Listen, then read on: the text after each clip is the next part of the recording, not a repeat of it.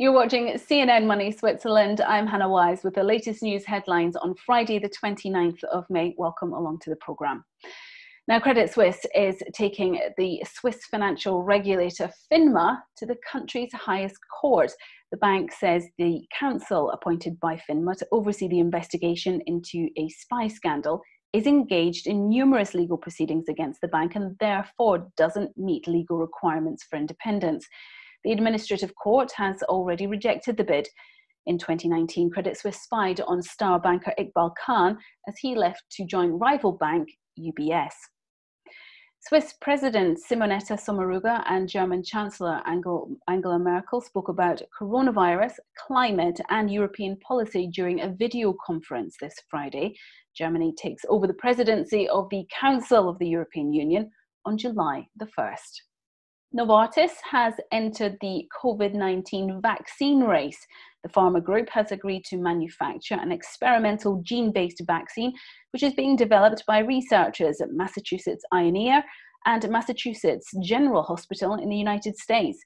The production is being carried out by Novartis's gene therapy unit Avexis and will start straight away, with clinical trials planned for later this year. Renault is cutting 14,600 jobs as it battles to survive the coronavirus pandemic. Some 4,600 jobs will be eliminated in France, with a further 10,000 in other markets. The company also announced that it will cut costs by more than 2 billion euros over the next 3 years, reduce the number of cars it makes each year, and stop selling Renault-branded vehicles in China. Now, China's Ministry of Public Security has said it will support Hong Kong police to maintain security, stability and restore order. It comes after new public protests erupted in Hong Kong over a strict new national security law which was approved by China on Thursday. Christy Lou Stout reports. After the passage of the national security law, global pressure is building on Beijing, and the pressure point is Hong Kong. All eyes on the U.S. to see what action President Trump will take after Mike Pompeo made his declaration to Congress saying that Hong Kong is no longer autonomous, a move that could result in the loss of Hong Kong's special trading status. And all eyes on the UK as the British government considers opening a citizenship path for 300,000 Hong Kong residents unless China scraps the law. Now, in a letter that was published in newspapers across the city, Hong Kong's top leader Carrie Lam made an appeal for people here to accept the national security law. She also condemned external forces that have, quote, intensified their interference in Hong Kong's internal affairs. Beijing is hashing out the details of the new law in the next few weeks. It argues that the law is necessary because of violent clashes and social unrest in Hong Kong. This last week, thousands have protested against the legislation and hundreds have been arrested. On Sunday, 180 people were arrested. On Wednesday, 360 were arrested on charges ranging from possession of offensive weapons to unauthorized assembly. And when the law reaches Hong Kong, protesters will face far more serious charges of sedition, secession, terrorism, and foreign interference. Christy Lou Stout, CNN, Hong Kong. Swiss Football League matches will resume from June the 19th, it was revealed today, but things won't be as they were before the coronavirus. To explain a little bit more about what's going on, our sports correspondent Matt Layton joins me now. And Matt, how will things change? Well, there was a vote of the 20 members of the Swiss Football League. So these are the 10 professional clubs in the top division, which is called the Super League, and the second division, which is called the Challenge League. They all met in Bern today, and they had to vote on two crucial situations. So to answer your question, the first vote was, are we going to resume play, and when are we going to do it? And 17 of the clubs said, yes, we want to resume play. They're going to start again on the 19th of June. So in 3 weeks' time. They were allowed to start training together and playing friendly matches from the 6th of June. They then play 13 matches each, so that's going to be twice a week, hopefully finishing on the 2nd of August. So that's the first thing fairly clear. The second point is that one of the teams from the second division, Lausanne Sport, was saying, next year, why don't we have no relegations this season and have 12 teams in the Super League as opposed to 10? And that means we only have 8 in the second division, but we don't really care about that. That was clearly not agreed with. So next year is going to be 10 and 10. The implications are that 2 teams are going to be relegated this year, and teams are going to be moved up. So it's going to be a bit of excitement at the end of the season, which is what all people want. So in a nutshell, those are the 2 big decisions that came out today. Are they going to be played in front of fans, though? I mean, isn't that what everyone's waiting to find out? Yeah, I know.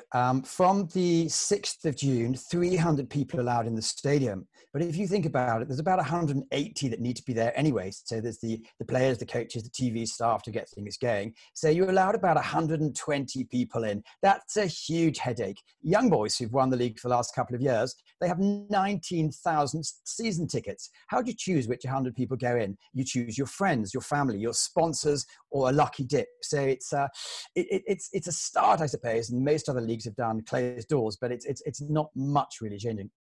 All right, so what does this mean for their financial survival then? They should survive. They all have to pass a fair financial test at the beginning of the season. It's going to hurt.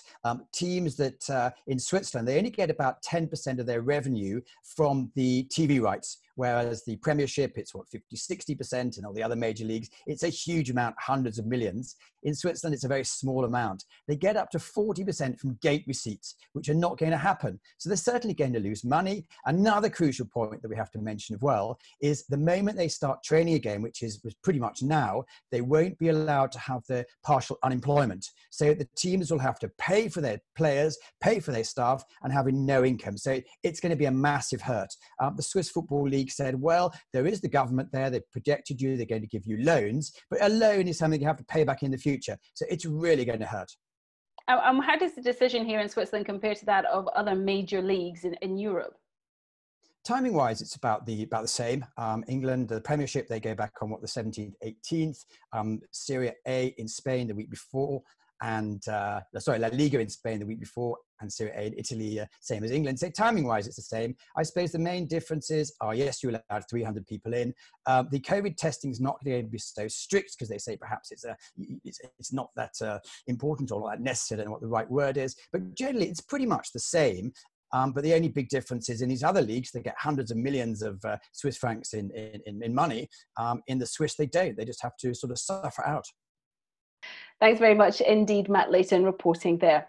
Now, just imagine if your biggest competitor was an Excel spreadsheet. Well, that's exactly what Altoo says.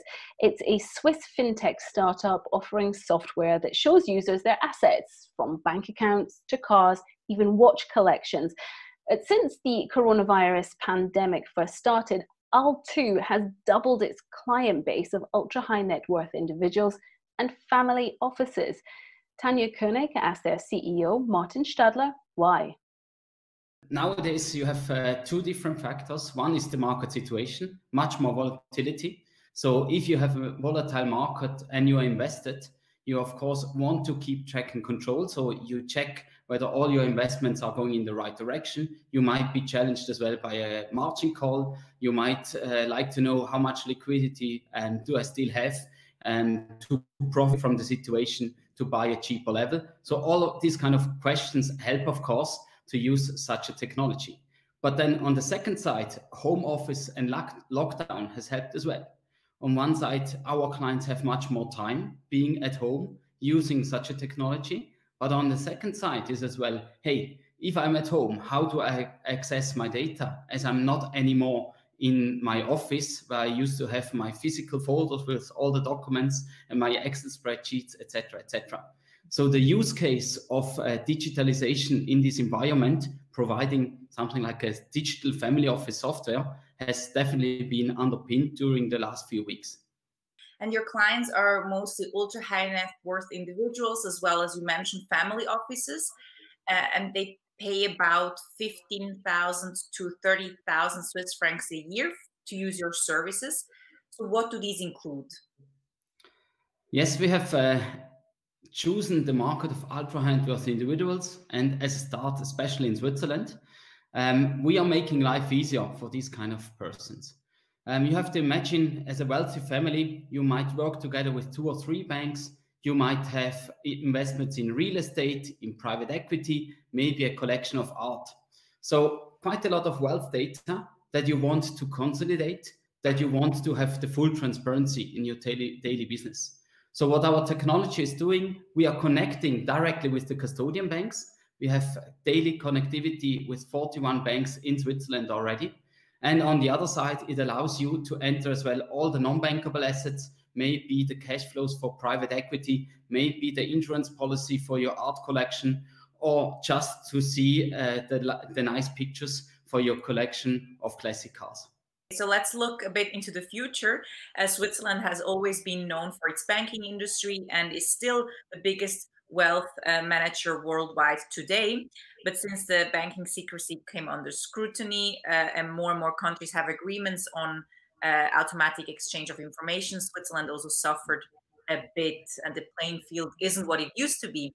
So can fintech companies such as yours bring Switzerland on the forefront of innovation? Of course, in my role, I say yes, and I strongly believe in that.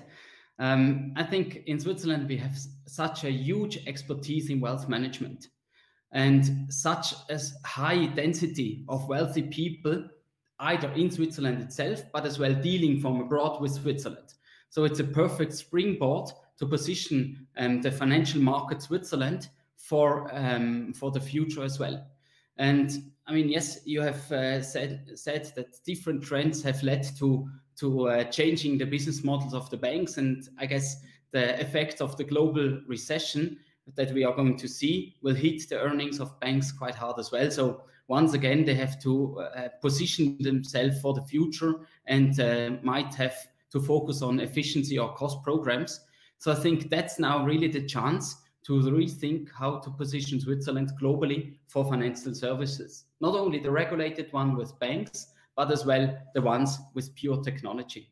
And I think we really have the right position to leverage that, but it's going to be very important that we team up. So it's not the incumbents, the banks and the fintechs. I think it's going to be about partnership. The banks nowadays, they have the huge amount of client relationships. On the other side, the fintechs have the innovation. So it's not about being competitors. It's about teaming up and finding a solution. How can the amount of clients profit from the innovation? So we can, of course, increase as well the GDP or the contribution to the GDP from this financial sector in Switzerland. Now, cartoonists have never shied away from taking on the most delicate social and political issues of the day. And the coronavirus pandemic has been no different. Now, some of the work that has been published in Swiss magazines over recent months will now be part of an exhibition in Bern later this year.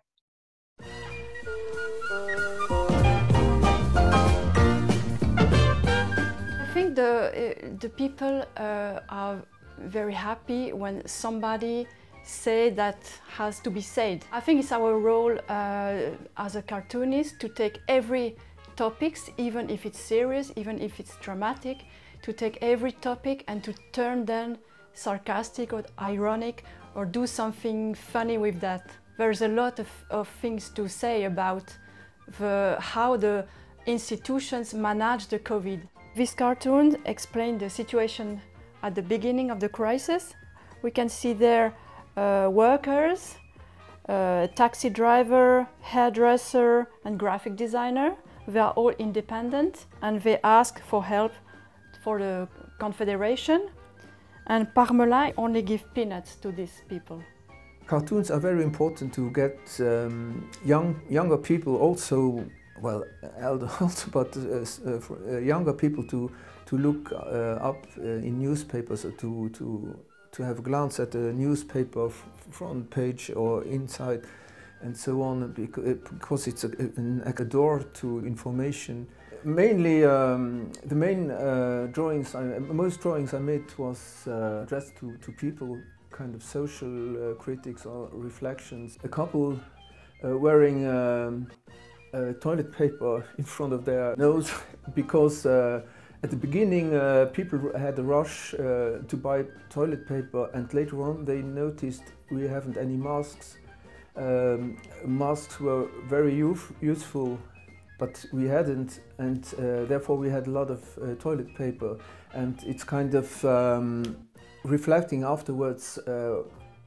Did you think about what to buy, or we should do that and not get in panic and buy anything? I had also a drawing about industry. Certain firms made a lot of money through the pandemic. For instance, online shops made an amount of money, and others are nearly crashed down.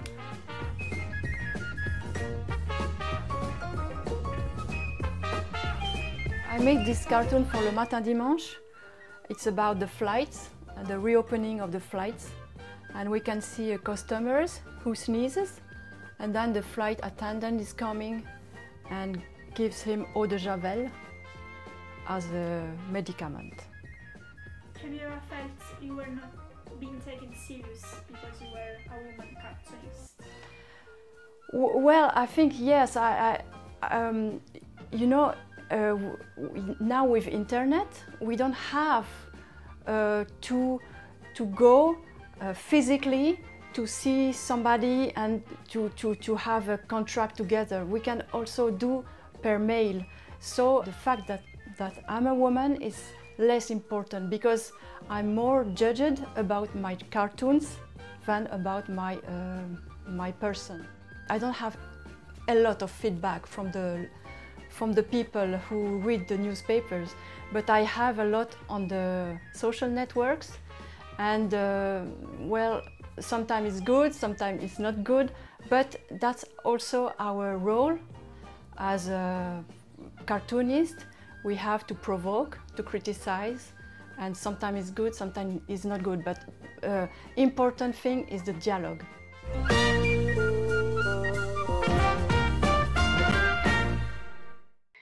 And celebrities around the world have been joining forces to do what they can during the coronavirus crisis. Now, they're even giving the shirts off their own back.